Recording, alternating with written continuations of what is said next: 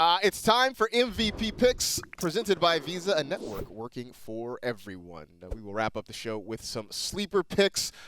We got 2 each. I will let you go first.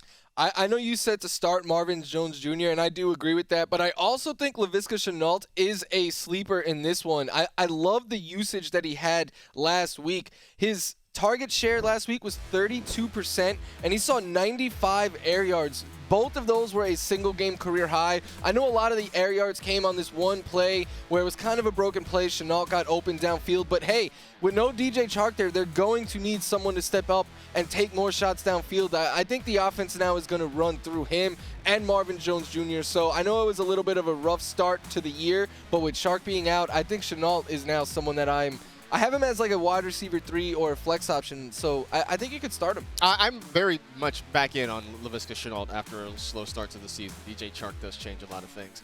I'm going to go with Gerald Everett in Seattle, in part because it's a revenge game this week against the Los Angeles Rams, a chance to get back at his old team.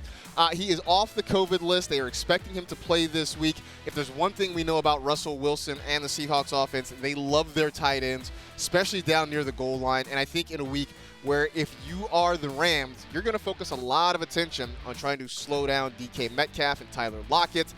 Maybe this opens some things up in the middle of the field for Gerald Everett to make some plays.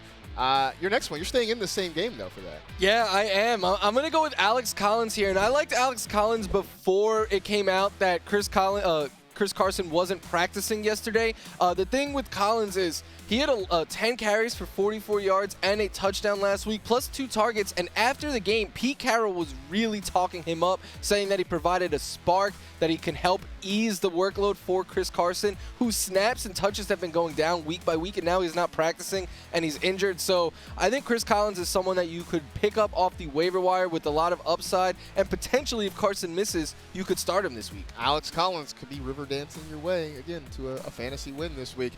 My last one is Michael Carter, the rookie running back for the New York Jets. He is slowly taking over as the lead running back in this backfield, which is sort of what we expected. Tevin Coleman kind of being faded to the background a little bit. The downside with Carter is that in a lot of weeks we expect that the Jets are going to be trailing, so they're going to have to throw the football a lot. This is a week, though, where I expect the Jets will be in it for most of the game. They're taking on the Falcons in that game in London. I think they can score. I think they can move the football. And seeing him get those carries down near the goal line last week was very encouraging. So if you drafted him, if you held on to him, this is a week I think you can get him in your lineup against the Atlanta Falcons. I know there's a guy that we both sort of liked coming into this. Yeah, I love the opportunity he's been getting. It's only a matter of time before he breaks a long run, too. That's kind of all we're waiting for at this point.